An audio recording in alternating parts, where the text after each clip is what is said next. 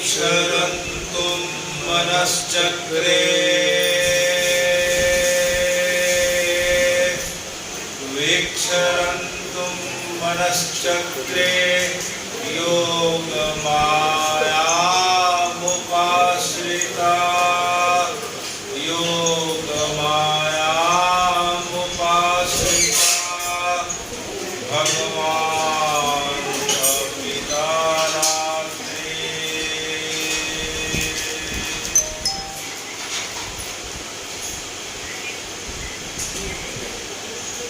हे भगवान,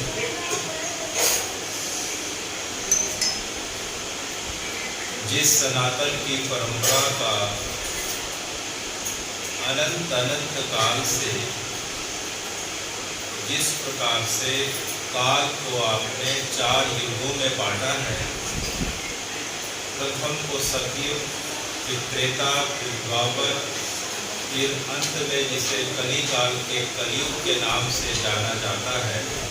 हे भगवान, ये चारों युग काल के अनुसार तो इस धरा पे घटित होते ही हैं, लेकिन मूलतः एक बात जो सत्य है कि इस लोक का नाम मृत्यु लोक है। हे भगवान, आपने इस लोक का नाम, जिस लोक पे हम लोग रहते हैं, जिसे पृथ्वी भी कहा गया है, धरा भी कही गई है, अनेकों अनेक नाम से यह जगह विकसित है, लेकिन इसका मूल नाम मृत्यु लोक है। और इसकी महिमा आपने ऐसी बताई है कि इसमें जिसका जन्म होता है उसे एक दिन काल का ग्रास अवश्य बनना पड़ता है, अर्थात उसकी मृत्यु निश्चित है। इसीलिए हे भगवान, जब भी आप राम के रूप में, कृष्ण के रूप में, जब अपने दिव्य देह को धारण करके अवतार की लीलाओं को पूर्ण करने के लिए इस मृत्यु लोक में आते हैं, तो आप भी इसकी महिमा का प्रतिपादन करते हुए एक निश्चित समय के पश्चात अपने दिव्य देह को इस धरा से तिरोहित कर देते हैं।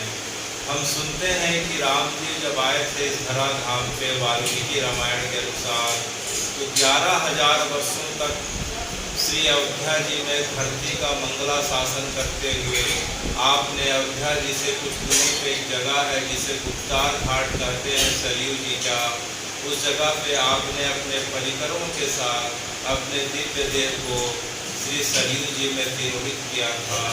इस धरा धाम को आपको भी छोड़ना पड़ा था।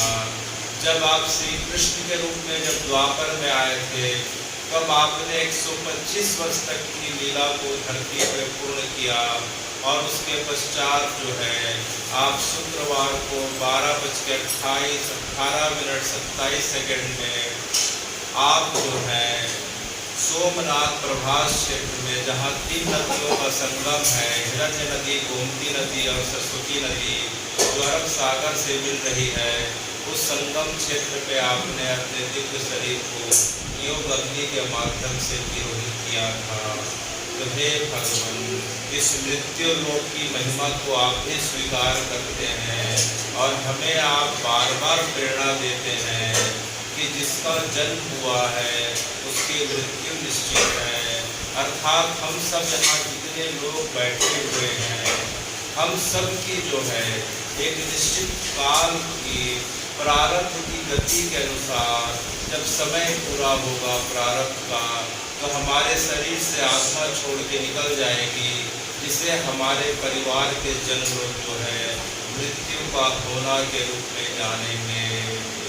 शास्त्रों में गीता जी में आपने अर्जुन को जो है दूसरे अध्याय में बताते हुए कहा है कि जातस्य ही ध्रुवो मृत्यु और ध्रुव जन्म ही मृतस्य च तस्माद् अपरिहार्थे तुम किम सोचितुम अर्हसि। कि जिस व्यक्ति की, जिस जातक की जो है जिस धरती पे जन्म हुई है, उसका जो है मृत्यु निश्चित है, और जिस प्रकार से जिसका मृत्यु हो चुका है, उसका जो है आने वाले समय में कर्मों के हिसाब से पृथ्वी में या किसी अन्य लोकों में जो है उसका जन्म होना भी निश्चित होगा। तो भगवान भी जन्म और मृत्यु की और बारंबार इस चक्र की जो है घटना को स्वीकार करते हैं और हमें बताते हैं। भगवान गीता जी में कहते हैं अर्जुन को, अंतवत् इमे देहा नित्यस्य उक्तः शरीरिणा। अंतवत् इमे देहा नित्यस्य उक्तः शरीरिणा। अनाशीनो अप्रमेश्य तस्मात् भारत। कि हे अर्जुन, ये जो देहधारियों की जो देह दिखाई पड़ रही है, अर्थात हम सब की जो देह दिखाई पड़ रही है, उसका क्या होना निश्चित है? एक दिन अंतवत इमे देहा, यह शरीर जो हम सब का दिखाई पड़ रहा है, इसका एक दिन अंत होना निश्चित है, और हमारे परिवार जनों के द्वारा शमशान घाट में जलाया जाना भी निश्चित है। अंतवत इमे देहा नित्य सुखा शरीरिणा अनाशिनो अप्रमेश्य तस्मात् भारता। लेकिन इस देह के अंदर जो आत्मा है वह अनित्य है, अपरिमेय है, वह जो है कभी नष्ट नहीं होती। लेकिन आत्मा जिस देह को धारण करती है, वह देह जो है एक दिन नष्ट होगा, नष्ट होगा, नष्ट होगा।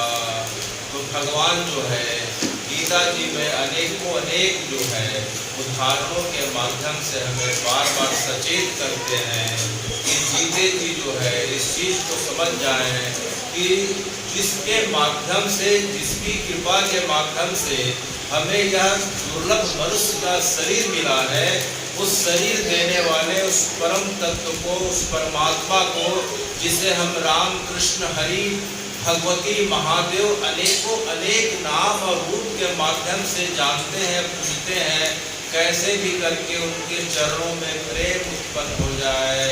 जिस प्रकार का जो है प्रेम हम देखते हैं कि गोविंद भाई के पिता श्री लीलाधर जी के जो है मन में भगवान ने उदित कर दिया था। उनकी भगवान के चरणों के प्रति श्रद्धा और प्रेम के बारे में जब हम सुनते हैं, तो हमें भगवान की कृपा का और उनके जीवन की धन्यता का अपने आप जो है सुखद अनुभव होने लगता है, और हमें बार बार प्रेरणा मिलती है कि हमारा जीवन भी उनकी भांति ही भगवान के चरणों में और जनमानस की सेवा में इस प्रकार से जो है लगा रहे, जिस प्रकार से उन्होंने अपने जीवन की दिव्यता को इस जन्म में पाया है। तो हे भगवान, जब शरीर छूट जाता है तो हम सुनते हैं कि आत्मा इस घर में, जिस घर में शरीर छूटता है, उस घर में 13 दिन तक रहती है, और वह आत्मा अपने कर्मों का भोग भोगने के लिए पृथ्वी से 10,33,000 किलोमीटर की दूरी पे, जिसे यमलोक कहा जाता है, पृथ्वी के दक्षिण भाग में, वह यमलोक की यात्रा को जो है तैयार होती है। तो उस यमलोक की यात्रा को तय करने के लिए उसे एक नया शरीर को धारण करना पड़ता है। उस शरीर को जो है अधिकाय शरीर या यातना शरीर कहते हैं। वह अधिकाय शरीर जो है 10वें दिन शरीर का, जब आत्मा का जब शरीर छूट जाता है तो 10वें दिन पूरा होता है, जिसे परंपरा के हिसाब से दशगात्र का होना कहते हैं। इसलिए सनातन की परंपरा में दशगात्र की प्रक्रिया होना अत्यंत अनिवार्य है, क्योंकि वह शरीर जिसे अधिकाय शरीर कहते हैं वह 10वें दिन ही बनता है। हमने सुना है कि पहले दिन का पिंडदान करने से जो है सिर का हिस्सा बनता है, दूसरे दिन गले का, फिर कंधे का, फिर पीठ के पीछे का, फिर छाती का, नाभि ऊपर का, नाभि के नीचे का, ऐसे करते करते 10वें दिन जो है 1 हाथ लंबा शरीर बनता है, जिसे अधिकाय शरीर कहते हैं। उस शरीर में आत्मा प्रवेश कर जाती है और 13वें दिन जब जो है घर का बड़ा पुत्र जो है जब यह संकल्प करता है कि पिताजी भले ही आपका शरीर छूट गया, लेकिन आपने जिस प्रकार से माता जी की सेवा करी है, छोटे भाइयों को प्रेम किया है, बड़ों का सम्मान किया है, समाज के लोगों की आपने जो है मदद करी है, उसी प्रकार के कर्तव्यों का मैं निर्वहन करूँगा। तो वह जो है अधिकाय शरीर में स्थित आत्मा जो है उस पूरे घर परिवार को मंगल आशीर्वाद देते हुए अपने गंतव्य की ओर चल पड़ती है। वह दिन जो है 13वीं का दिन या पगड़ी रस्म का दिन रहता है। इसलिए सनातन की परंपरा में दशगात्र 12वां और 13वां जो है अत्यंत महत्वपूर्ण बताया गया है। इसके पश्चात जो है अधिकाय शरीर में स्थित आत्मा जो है करीब करीब 348 दिनों की यात्रा पूरी करके यमलोक पहुंचती है। तो जैसे ही 348 दिन पहुंचता है होता है, उसके दूसरे दिन का समय जो है बरसी का कहलाता है, जो है आपके परिवार में वह बरसी का दिन कल होने वाला है। तो जो है आज का दिन जो है लगभग शरीर के माध्यम से आपके पिताजी जो है भगवान के परम लोक में, जिसे यमलोक कहते हैं, वहाँ तक पहुँच चुके हैं। वहाँ तक पहुँचना सबके लिए अनिवार्य होता है। यमलोक तक जाना सबके लिए अनिवार्य होता है और यमलोक तक जाने में 348 दिनों का समय लगता है। इन 348 दिनों के बीच जो है उस अधिकाय शरीर को 16 बार विश्राम करने का अवसर प्राप्त होता है।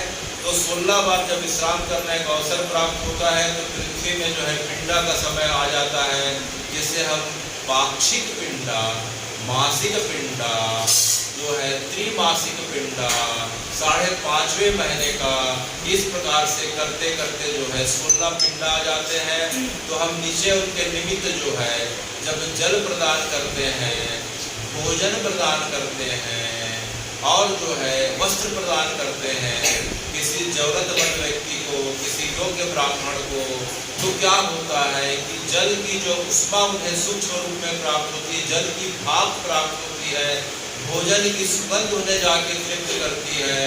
और अग्नि में, हवन पात्र में अग्नि के माध्यम से जब हम कुछ भोज्य पदार्थ डालते हैं तो भोजन की उष्मा उन्हें जाके उस लोक में तृप्त करती है। तो जल का वाष्प उन्हें प्राप्त होता है सूक्ष्म रूप में, क्योंकि अधिकाय शरीर जो है, आत्मा अधिकाय शरीर में सूक्ष्म स्वरूप में चली गई है। हमारा शरीर जो है दृश्यमान शरीर है, हम एक दूसरे को देख पा रहे हैं। तो दृश्यमान शरीर है तो हमें दिखने वाली चीज़ें चाहिए, जैसे हमें दाल चावल रोटी सब्जी से हमारे शरीर और मन की तृप्ति होगी। लेकिन अब आत्मा सूक्ष्म रूप में अधिकाय शरीर में गमन कर रही है तो उसे सूक्ष्म रूप में भरण पोषण की आवश्यकता होती है। तो जल का सूक्ष्म रूप जो है भाप होता है, भोजन का सूक्ष्म रूप उसकी सुगंध रहती है, और अग्नि में जब हम जो है हवि अर्पित करते हैं तो उसकी उष्मा के माध्यम से अधिकाय शरीर की तृप्ति होती है। इस 16 पिंडा के माध्यम से हम जो है उस अधिकाय शरीर में स्थित अपने परिजन की जो है भूख प्यास की तृप्ति करते हैं। वस्त्र जो प्रदान करते हैं, वस्त्र उन्हें ठंडी और गर्मी से बचाती है। नीचे में हम उनके निमित्त जो छाता प्रदान करते हैं, तो 16 जगहों का नाम जो है, किसी लोक में जो है भयानक ओले गिरते हैं, कहीं बहुत तेज बारिश होती है, कहीं जो है पृथ्वी में एक सूर्य है, ऐसे जो है 10-10 सूर्यों की रोशनी की तपन होती है। तो कहने का मतलब यह है कि हम यहाँ जो भी उनके निमित्त प्रदान करते हैं उन्हें वह छाया सुख के रूप में जो है उन्हें अपने आप स्वतः मिल जाता है। यह ईश्वरीय प्रक्रिया है।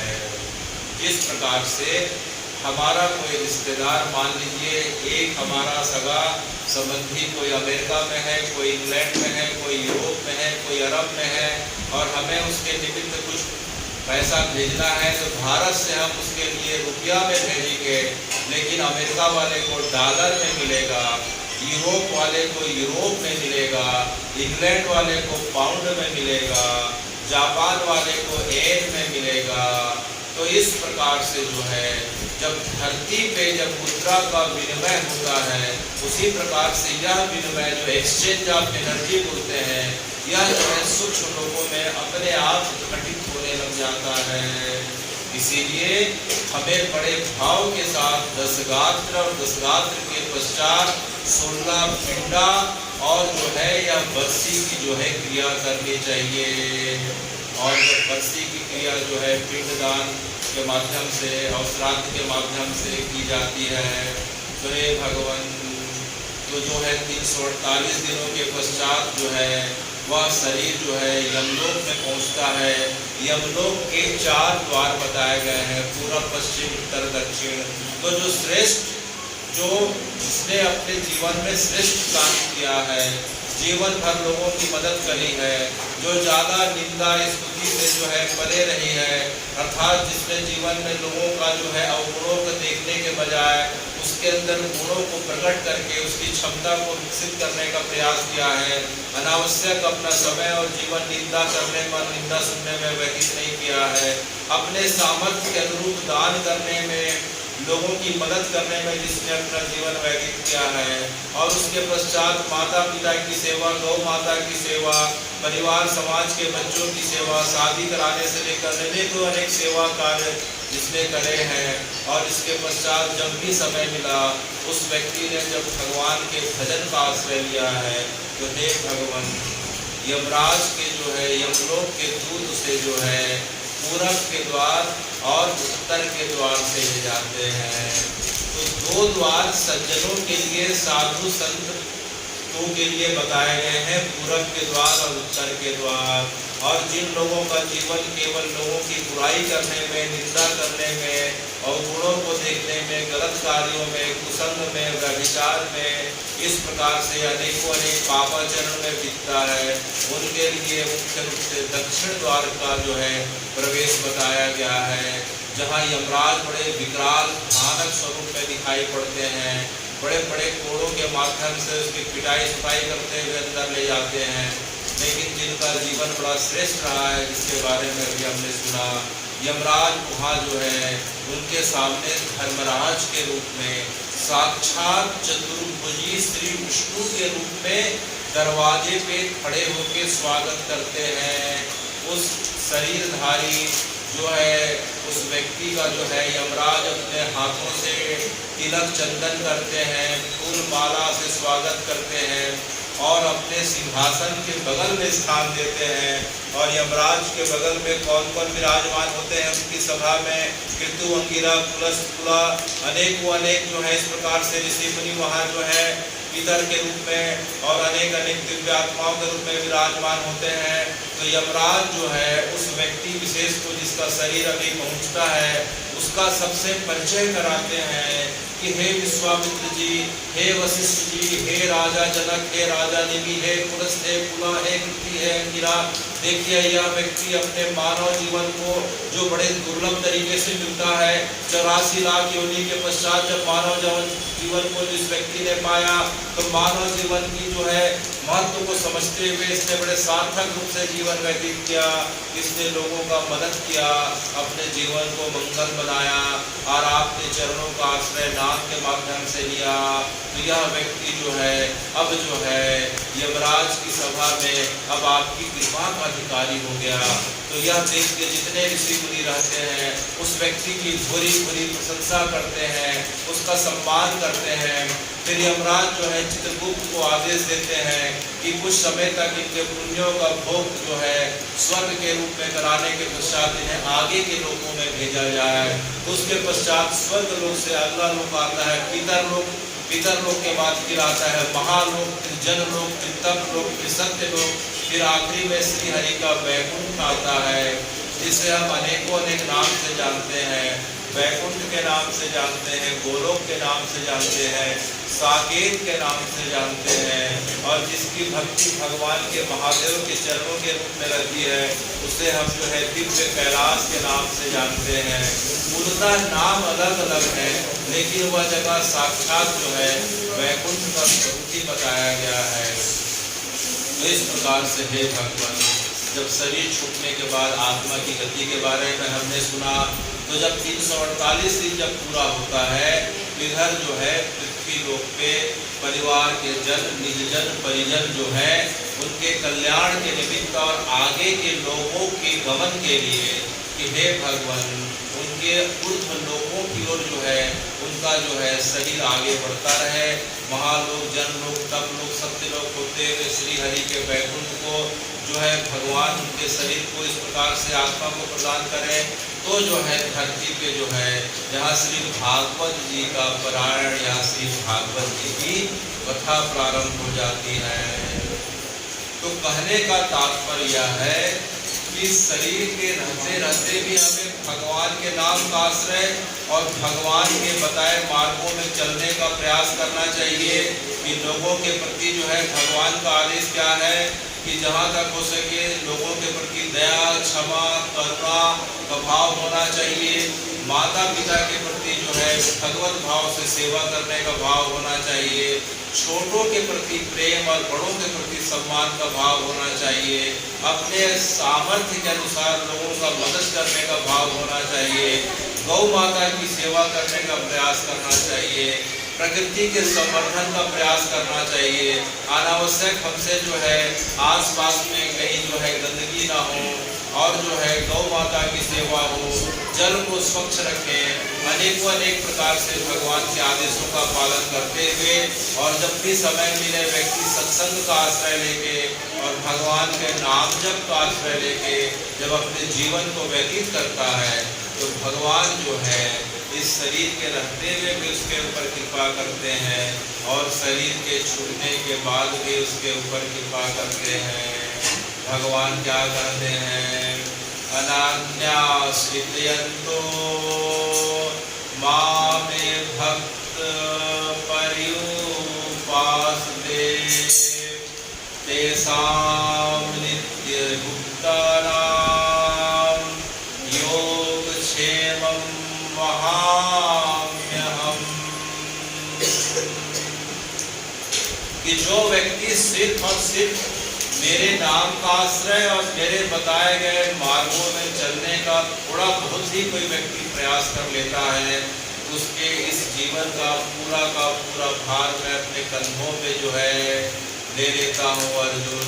और जब शरीर छूटता है तो उसके बाद उसकी सद्गति कैसे हो, उसे मेरे लोगों की प्राप्ति कैसे हो, उसका भी भार मैं स्वयं वहन कर लेता हूँ।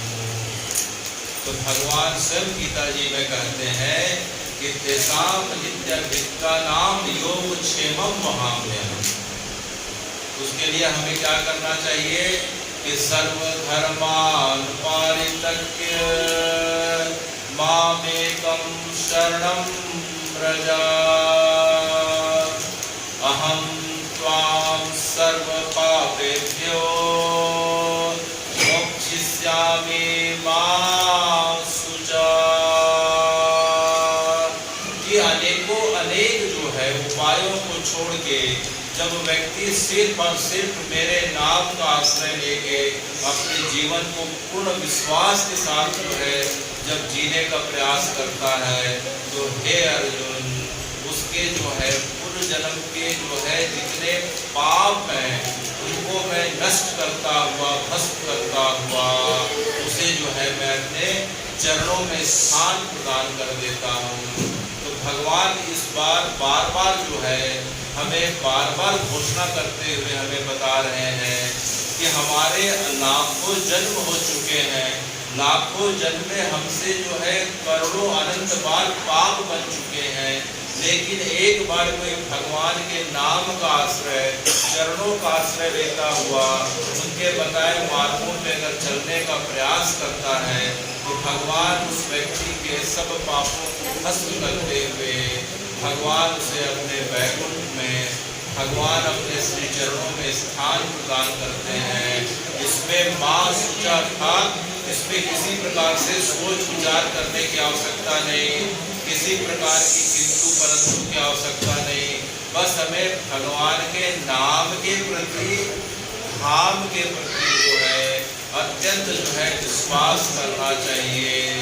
तो किसी व्यक्ति का प्रश्न होता है कि मुझे भगवान का नाम अच्छा लगता है, कोई कहता है मुझे भगवान की कथा अच्छी लगती है, कोई व्यक्ति सोचते हैं कि मुझे भगवान के विग्रह की मूर्ति की सेवा करना अच्छा लगता है, कोई व्यक्ति कहते हैं कि मुझे धाम में जाना, तीर्थों में जाना अच्छा लगता है।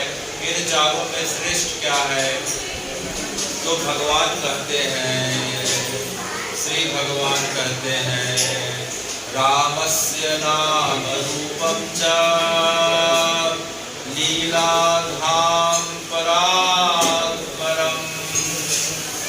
रामस्य नाम रूपम च लीलाधाम परात्परम्। एतच्चतुष्टयं नित्यं श्री सच्चिदानंद विग्रहम्। अर्थात चाहे राम जी का नाम हो, चाहे राम जी की कथा हो, या राम जी का धाम हो, ये दिखने में, या राम जी का श्री विग्रह हो, ये दिखने में चारों अलग अलग प्रतीक होते हैं, लेकिन सबके मूल में एक ही तत्व है। वह तत्व जो है राम नाम का, कृष्ण नाम का, जो है भगवती नाम का, महादेव नाम का, कुल मिला के वह परम तत्व एक ही है। व्यक्ति अपने वृत्ति के अनुसार जिसको ग्रहण कर ले, जिसे जो अच्छा लगे, लेकिन मूलतः उसका फल एक ही प्राप्त होता है।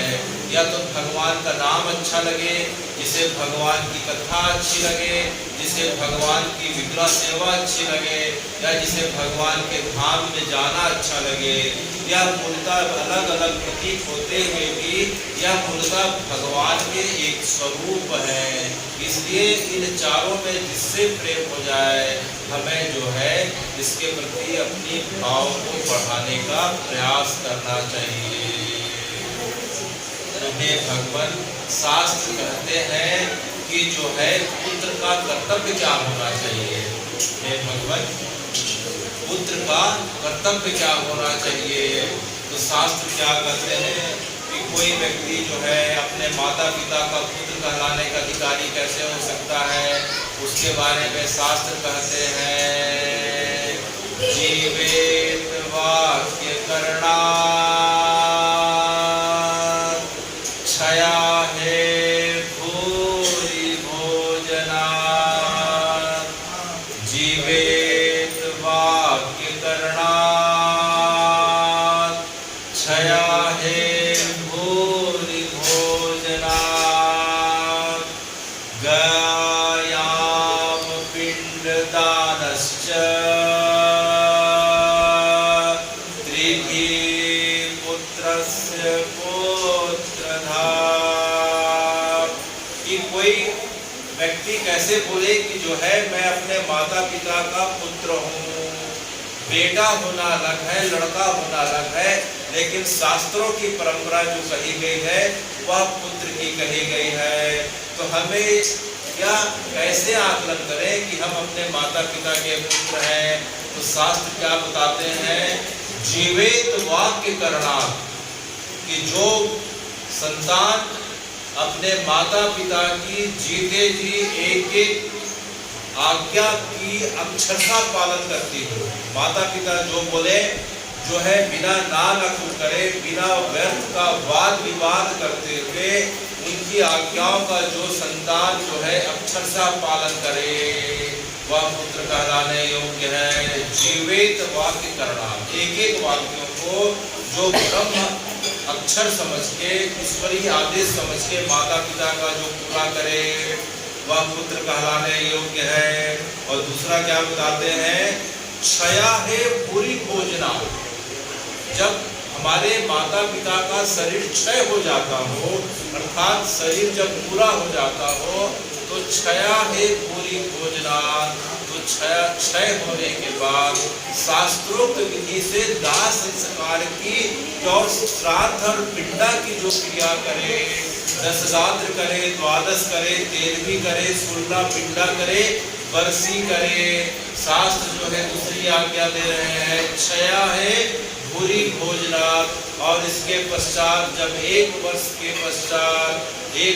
पश्चात जब शरीर छूट जाए और बरसी का समय बीत जाए, बरसी की क्रिया संपन्न हो जाए, तो हे भगवान 1 वर्ष, 2 वर्ष, 3 वर्ष, जब भी 1 वर्ष के पश्चात जब भी उसे समय मिले, अनुकूलता हो, सामर्थ्य हो, तो गया आदि तीर्थों में जाके पिंडदान और तर्पण करे। गया याम पिंडदानश्च। 1 वर्ष के पश्चात जब बरसी, इस साल जैसे बरसी की है तो इस साल बरसी के पश्चात जो है गया जी जाने का प्रावधान नहीं है। 1 वर्ष के अनंतर दूसरे साल, तीसरे साल या जब कभी भी हो, जब भी अनुकूलता हो, हमें कहाँ जाना चाहिए? गया जी जाना चाहिए। गया जी क्यों जाना चाहिए? क्योंकि भक्त का अर्थात मनुष्य का जो है, मनुष्य के जीवन का चरम लक्ष्य क्या होता है कि उसे भगवान के चरणों की कृपा प्राप्त हो जाए। तो हे भगवान, भगवान के चरणों का छाप जो है, भगवान के चरण जो है आज जो है इस धरा पे इस चिन्ह के रूप में किस जगह पे अस्तित्व है? तो शास्त्र कहते हैं प्रथम पद गयायाम, द्वितीय पद मकायाम। श्री हरि के अर्थात विष्णु जी के चरण कमल कहाँ है? आज जो है गया जी में है, जिसे विष्णुपदी कहते हैं। तो पुत्र का कर्तव्य होना चाहिए कि 1 वर्ष के पश्चात गया जी में जाके अपने माता पिता और पूर्वजों के निमित्त क्या करे? वहाँ जो है उनके निमित्त जो है पिंडदान करे, तर्पण करे, श्राद्ध करे। उसके पश्चात जब भी उसे अनुकूलता हो, भारतवर्ष में अनेक तीर्थ बताए गए हैं। प्रयागराज है, काशी है, हरिद्वार है, पुष्कर जी है, बद्रीनाथ में जो है हम देखते हैं इस प्रकार से कपाल मोचन तीर्थ है। तो अनेक तीर्थों में जब भी उसके पास समय हो, अनुकूलता हो और सामर्थ्य हो, अपने निज जनों के साथ जाके जो है प्रत्येक वर्ष पितृपक्ष के समय या बाकी समय जब भी अनुकूलता हो, वहाँ जाके उनके निमित्त तर्पण करे, श्राद्ध करे। तब जो है वह व्यक्ति अपने माता पिता का वास्तविक पुत्र कहलाने का अधिकारी होता है। तो जो है हम पुनः सुनते हुए फिर आगे बढ़ेंगे। पुत्र के क्या कर्तव्य बताए गए? 3 कर्तव्य बताए गए। जीवेत वाक्य करना, क्षया है भूरि भोजना, गयायाम पिंडदानश्च, त्रिभी पुत्रस्य पुत्रधा। कि जीते जी अपने माता पिता की प्रत्येक आज्ञाओं का अनुपालन करे, उनका सबके बीच अपमान ना करे। अगर सामर्थ्य और समय ना हो तो बड़े प्रेम पूर्वक उनसे निवेदन करते कि पिताजी माताजी कुछ समय के बाद आपकी इच्छाओं को पूरी करूंगा। तो बड़े प्रेम के साथ जो है उनसे निवेदन करें, कभी भूल से उनसे उतर के अपमान ना करें। और जब भी समय हो उनकी भावनाओं का जो है पूरा करते हुए उनकी आज्ञाओं का पालन करें।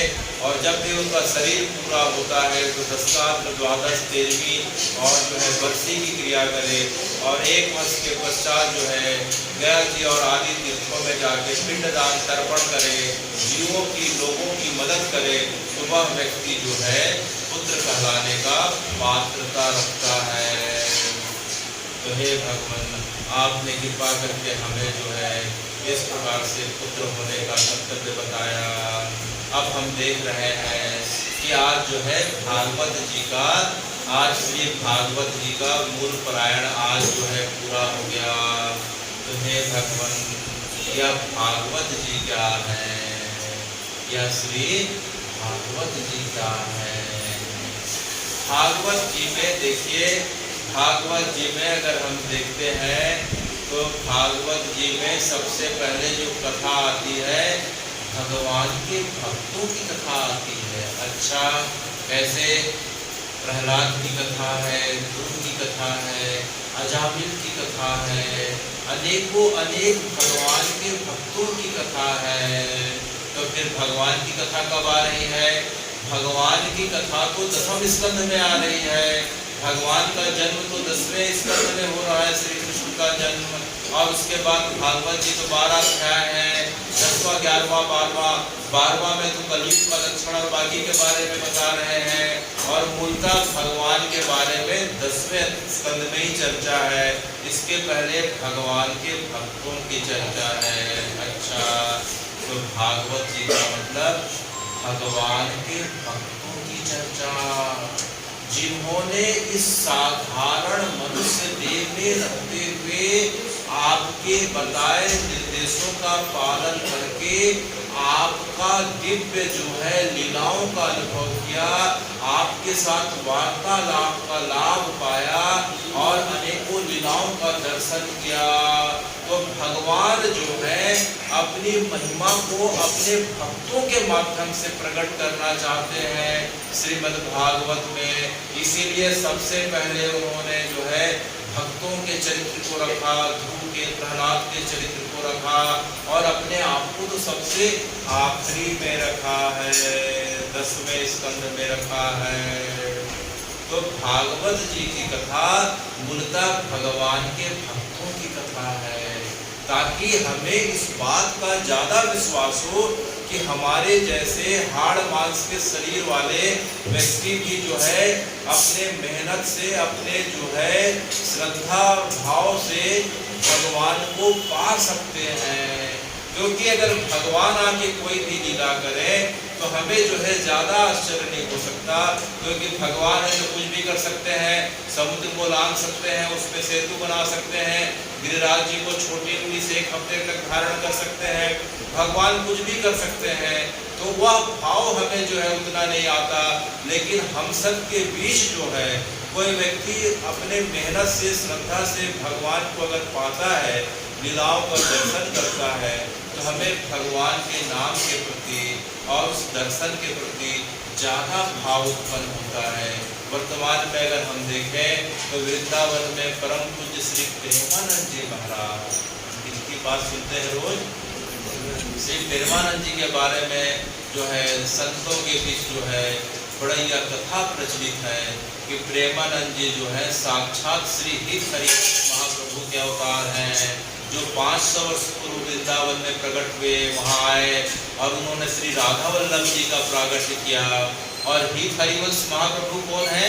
हित हरिवंश महाप्रभु द्वापर लीला में भगवान के बांसुरी के अवतार हैं। किसके अवतार हैं? तो भगवान की बांसुरी जो लोगों के बीच, गोपियों के बीच प्रेम का दान करती है, वही जो है कली काल में 500 वर्ष पूर्व हित हरिवंश महाप्रभु के रूप में आती है।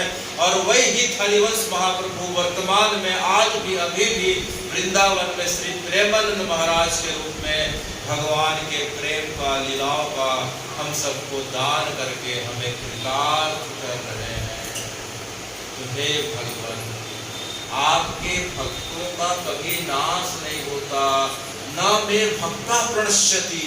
अर्जुन को भगवान बोलते हैं कि अर्जुन, मेरे भक्त का कभी नाश नहीं होता, मेरा भक्त कभी वैकुंठ नहीं चाहता, मेरा भक्त कभी मोक्ष की कामना नहीं करता।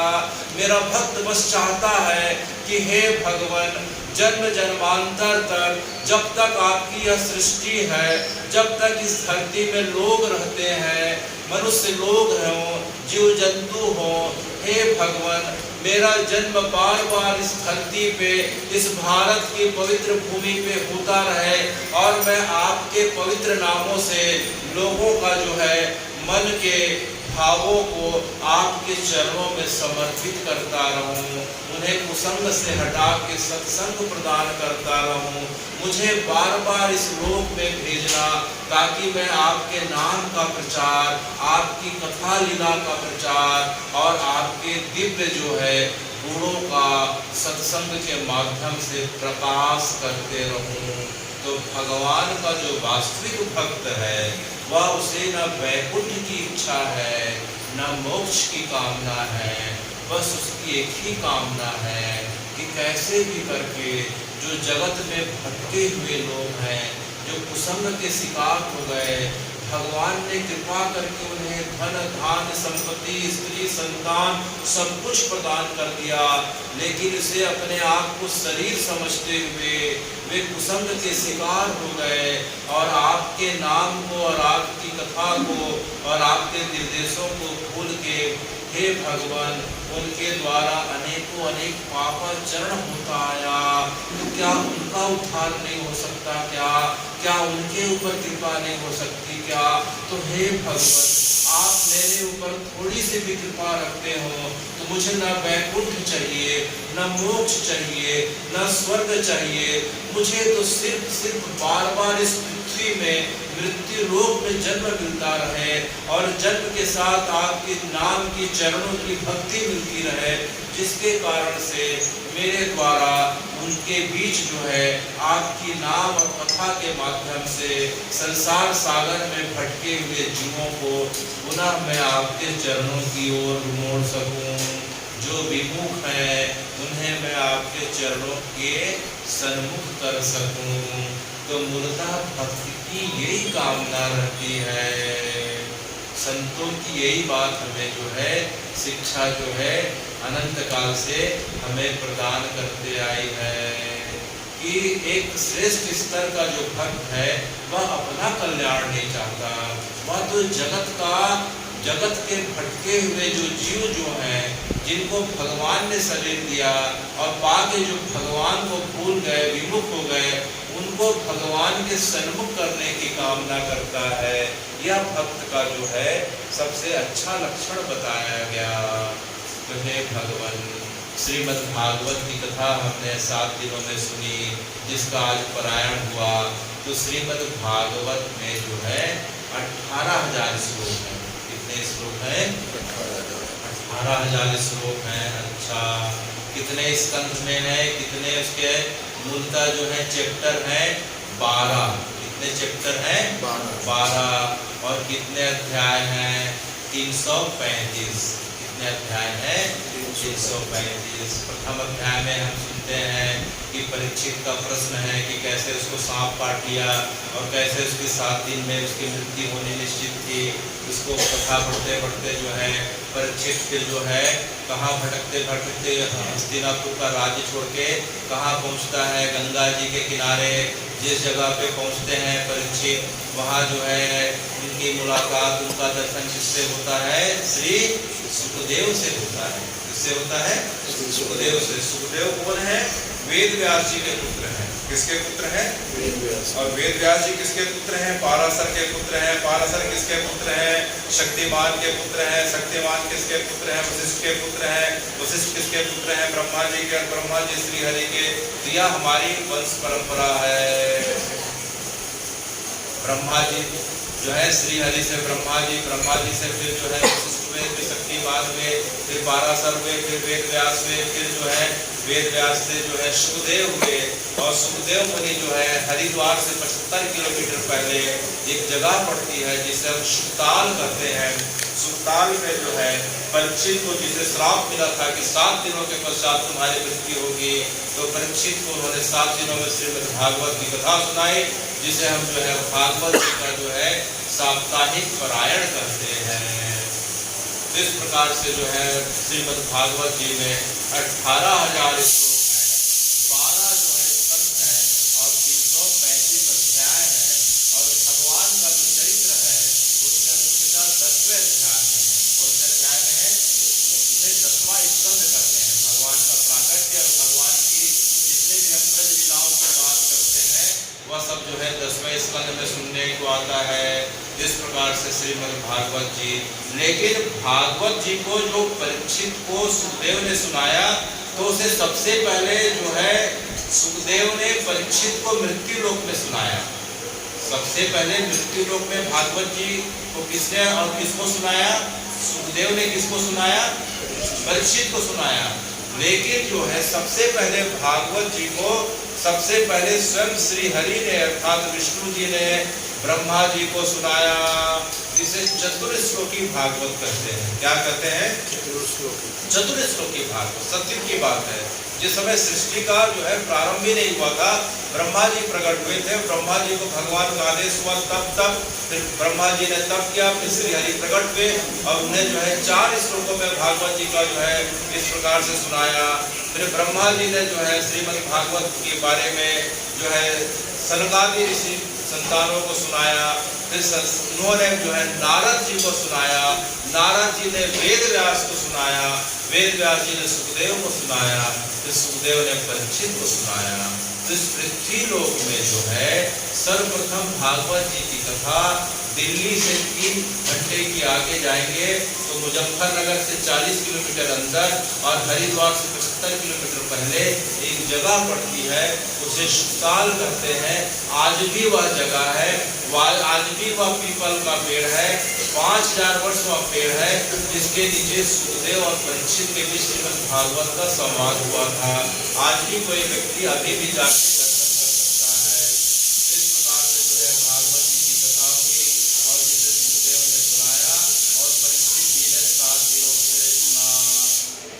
भगवान। और सबसे अच्छी बात यह है कि यह महीना कौन सा महीना चल रहा है? कार्तिक का महीना चल रहा है। जिस प्रकार से गोविंद भाई ने बताया कि उनके पिताजी का जो है देह जो है इसी महीने में परम धाम को पाया था, जो षष्ठी के दिन जो है उनका शरीर था। तो यह कार्तिक महीना जो है सबसे 12 महीनों में सबसे श्रेष्ठ महीना जो है कार्तिक का महीना बताया गया है। कौन सा महीना? कार्तिक का महीना। लेकिन भगवान तो बोलते हैं कि जो है मासा नाम मार्ग शीर्षो हम ऋतु नाम कुसुमाकरा। भगवान 10वें अध्याय में, गीता जी के 10वें अध्याय में अर्जुन को बोलते हैं कि अर्जुन मैं मासों में मार्ग शीर्ष अर्थात अघन हूँ, जो अगले महीने आने वाला है। तो ये फिर कार्तिक मास सबसे श्रेष्ठ मास कैसे हुआ? वह इस प्रकार से हुआ कि भगवान कहते हैं कि देखो अर्जुन, साधारण मनुष्यों के लिए तो जो है अघन का महीना है सबसे श्रेष्ठ महीना है, लेकिन जो मेरे भक्त हैं और मैं तो भक्तों के चरणों के पीछे भागने वाला हूँ। भगवान जो है भक्तों के चरणों के पीछे दौड़ते हैं, इसीलिए कि उनकी चरणों की धूलि को अपने माथे पे ले लें। तो भगवान के भक्तों का माँ और तो और जो है कथा बताती है कि भगवान जिसके माध्यम से अपनी शक्ति को प्राप्त करते हैं। अभी विष्णु एकादशी आएगी, देव उठनी एकादशी होगी और विष्णु जी उसके पश्चात संसार का पूरा कार्य कराएंगे, अर्थात विवाह के कार्य होंगे, मंगल कार्य होंगे, गृह प्रवेश होगा। तो इन सब कार्यों के लिए स्वयं श्री हरि को जो शक्ति मिलती है कार्तिक मास से मिलती है। यह कार्तिक का महीना भगवान का निज महीना कहलाता है, क्योंकि यह महीना जो है लक्ष्मी जी का है। किसका है? यह महीना राधा जी का है। तो भगवान की जो आदि शक्ति है, भगवान की जो ऊर्जा शक्ति है, भगवान जिसके माध्यम से जो है पूरे जगत में भक्ति का, धन का, अर्थ का विनिमय करते हैं, दान करते हैं, वह महीना जो है यह कार्तिक का महीना कहलाता है। इसलिए भगवान स्वयं कार्तिक महीने की आराधना करते हैं। अच्छा, तो हे भगवान, आपने कार्तिक महीने के बारे में बताया, तो और क्या क्या घटना होती है कार्तिक महीने में? तो कार्तिक के बारे में अगर हम देखें तो अगर सतयुग से देखें, कब से देखें? सतयुग से देखें तो सतयुग में हे भगवान अभी एक कुछ समय के पहले एक जो है पिक्चर आई थी नरसिंह अवतार। उसमें भी हमने देखा था कि जो है हिरणाक्ष नाम के राक्षस ने पृथ्वी को डुबो दिया था, वेद विलुप्त हो गए थे। तो आपने वराह अवतार धारण करके पृथ्वी का इस प्रकार से फिर से स्थापित करी, धर्म की स्थापना करी। तो आपका वराह अवतार कार्तिक महीने में हुआ था। अच्छा, वराह अवतार कौन से महीने में हुआ था? कार्तिक महीने में हुआ था। अच्छा, इसके पश्चात जो है अगर हम देखते हैं तो शिव और पार्वती जी से जो है पुत्र जो उत्पन्न हुए उनका नाम कार्तिकेय कहलाया। क्या नाम है? कार्तिकेय। कार्तिकेय ने किसका उद्धार किया था? तारकासुर नाम के राक्षस का। तो कार्तिकेय भगवान के द्वारा तारकासुर का उद्धार इसी कार्तिक के महीने में हुआ था। इसलिए सब देवताओं के द्वारा इस महीने के नाम कार्तिक के नाम पे कर दिया गया। और यह कौन सा महीना कहलाया? कार्तिक कहलाया। अच्छा, और हम देखते हैं कि प्रत्येक सनातनियों के घर में तुलसी जी विराजमान रहती है। और अभी देवउठनी के दिन हम तुलसी जी की पूजा विवाह करेंगे। तो यह महीना इतना पवित्र है कि तुलसी जी का प्रागट्य और तुलसी जी का विवाह दोनों जो है कार्तिक महीने में हुआ। यह इतना अद्भुत जो है महीना है। और त्रेता में हम तो सुनते हैं कि राम जी जो है अयोध्या जी जो है जिस दिन आते हैं वह कार्तिक का महीना था। और उनके जो है स्वागत के लिए जो है सरयू जी से लेकर पूरे अयोध्या जी में अयोध्या वासियों के द्वारा दीप दान किया गया था। वह महीना कौन है? अभी दिवाली आने वाली है, वह कार्तिक का महीना है। इसके पश्चात तो भाई अब द्वापर आ गया। त्रेता के बाद क्या आ गया? द्वापर आ गया। तो द्वापर में जो है अब वही राम अब कृष्ण बन के आ गए। तो फिर क्या क्या घटना हुई कार्तिक में? तो भगवान जब 2 वर्ष के थे और गोकुल में थे। कितने वर्ष के थे? 2 वर्ष। और कहाँ थे? गोकुल में थे। तो जो है यशोदा मैया ने जब भगवान बड़ी शैतानी कर रहे थे तो यशोदा मैया ने भगवान को रस्सी से बांधने का उपक्रम किया था। किससे बांधने का?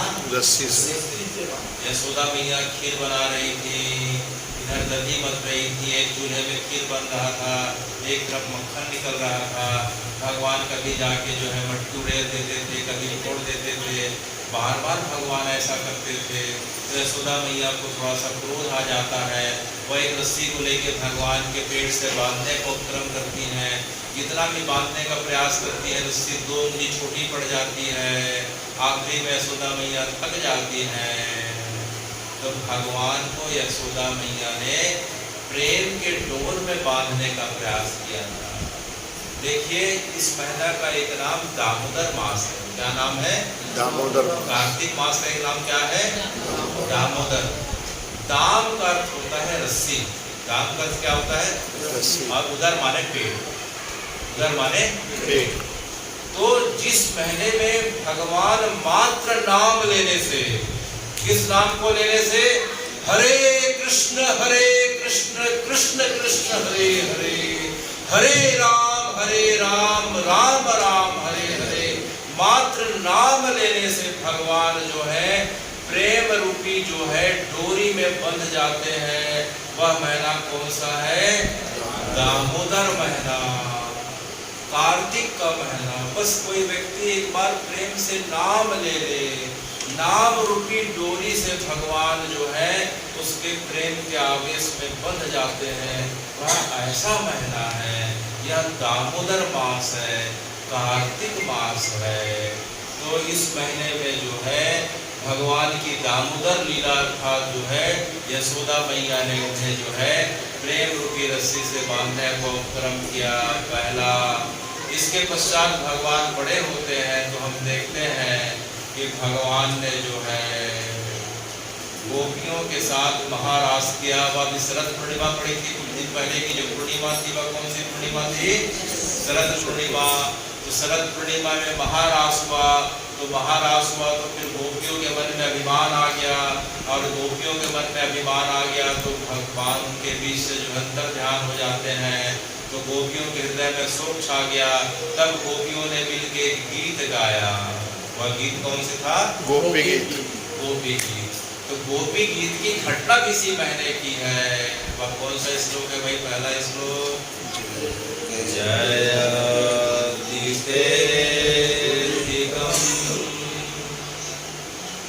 जन्मना व्रजा श्रयद इंदिरा सक्रधि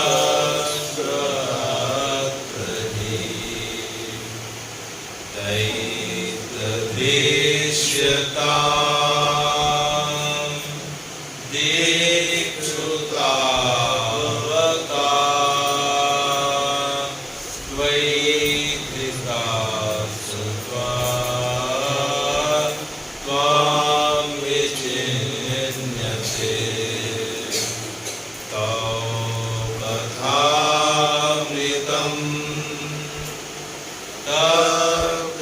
जीवनम कविभिरीडितम्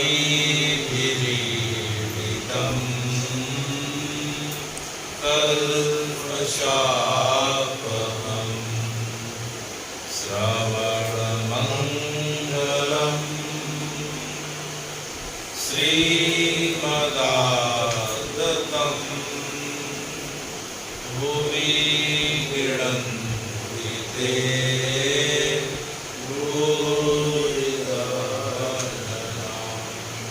तो गोपी गीत में 18 श्लोक हैं और इन श्लोकों के माध्यम से भगवान को गोपियों ने पुनः अपने समक्ष जो है प्रकट किया। तो यह घटना इसी कार्तिक मास की है। तो इस कार्तिक मास में कोई व्यक्ति गोपी गीत का जो श्रीमद् भागवत के रास पंचाध्यायी जो 29वें से 33वें अध्याय के बीच जो है रास पंचाध्यायी में जो गोपी गीत है, जो गोपी गीत का पाठ करता है, भगवान को सुनाता है, तो भगवान जो है शास्त्रों का कथन है उसके समक्ष प्रकट होके उसके जन्म जन्मांतर के पापों का क्षय करते हुए उसे जो है अपरा भक्ति प्रदान करते हैं और परम धाम को प्रदान करते हैं। इसलिए आपके पिताजी के जो है परम धाम के लिए आप जो है जितना दिन कार्तिक मास हो उन्हें गोपी गीत सुनाने का प्रयास करें कि ऐसा माने कि जो है गोपी गीत सुन के जिस प्रकार से गोपियों ने भगवान को प्रसन्न किया था उसी प्रकार से श्री हरि प्रसन्न होंगे और आपके पिताश्री को जो है भगवान जो है परम धाम प्रदान करेंगे। इसलिए गोपी गीत जो है उन्हें सुनाने का अवश्य प्रयास करें। तो यह कार्तिक महीने की जो है इस प्रकार से बात हो रही है और इसी कार्तिक महीने में हम सुनते हैं कि भगवान ने गिरिराज धरण की लीला करी थी और इसी कार्तिक महीने में राधा और श्याम कुंड का प्रागट्य हुआ था। इसी कार्तिक महीने में जो है अभी वैकुंठ एकादशी आएगी जिसमें जो है तुलसी विवाह होगा। तो कार्तिक महीने की महिमा इतनी ज़्यादा है कि इसमें हमें करना क्या चाहिए। तो कार्तिक महीना में शास्त्र कहते हैं कि सूर्योदय के पहले स्नान कर लेना चाहिए। उसके पश्चात जो है हमें भगवान की सेवा करनी चाहिए, तुलसी की सेवा करनी चाहिए। खुद का जो है खुद की शुद्धि माने सूर्योदय के पहले स्नान, उसके पश्चात भगवान के विग्रह की सेवा, तुलसी जी की सेवा, इसके पश्चात भगवान का नाम संकीर्तन, भगवान को कथा सुनाना चाहिए। और इसी समय जो है सबसे अच्छी कथाओं में भगवान को क्या क्या सुनानी चाहिए। भगवान को सबसे ज़्यादा जो प्रिय होता है गोपी गीत। क्या प्रिय होता है? गोपी गीत। और दूसरा होता है दामोदर अष्टकम। क्या होता है? दामोदर अष्टकम। जब यशोदा जी ने जो है यशोदा मैया ने भगवान को जब बांधा तो जब उन्हें भगवान ने उस रूप का दर्शन किया तो उनसे रहा नहीं गया। तो भगवान की बड़ी एक अद्भुत स्तुति करी गई जिसका नाम है दामोदर अष्टकम। तो भगवान को दामोदर अष्टकम सुनाने से भगवान जो है निश्चित रूप से जो है कृपा करते हैं, भक्ति और दर्शन जो है हमें प्रदान करते हैं। और यह जो है मास कार्तिक का मास जो दिखाई पड़ रहा है सतयुग में इसी समय गजेंद्र मोक्ष की घटना हुई थी। इसकी घटना सबको पता है, गजेंद्र ग्राह की कथा श्रीमद् भागवत में आती है। तो जिसके पास समय और जो है अनुकूलता हो या तो गजेंद्र मोक्ष सुनाए भगवान को, गोपी गीत सुनाए, दामोदर अष्टकम सुनाए। जब कुछ भी समय और समझ ना हो, समय कम हो तो क्या सुनाना चाहिए?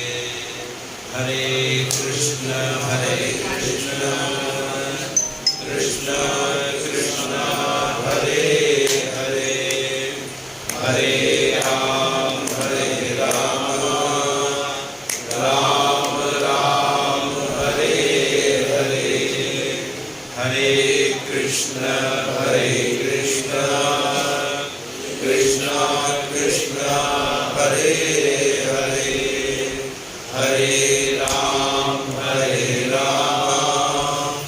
राम राम हरे हरे। चूंकि अभी इस घर पे इस गृह पे 7 दिनों का श्रीमद् भागवत का पाठ पुराण जो है हुआ।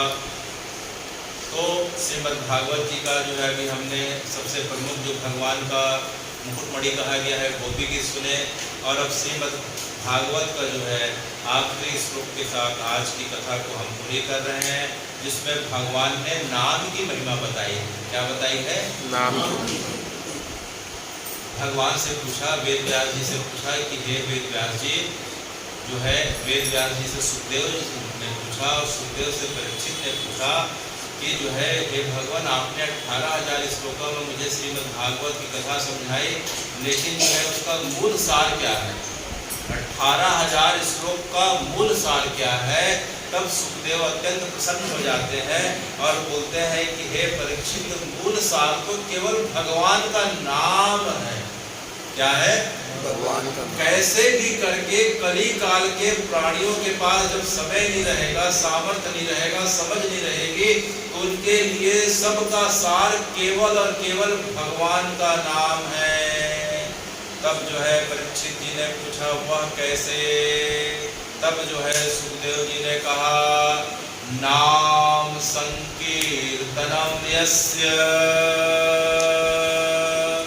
सर्व पाप प्रणाशनम, नाम संकीर्तनम यस्य सर्व पाप प्रणाशनम, प्रणामो दुख शमनम तम नमामि हरिं परम, नमामि हरिं परम। हरे कृष्ण कृष्ण कृष्ण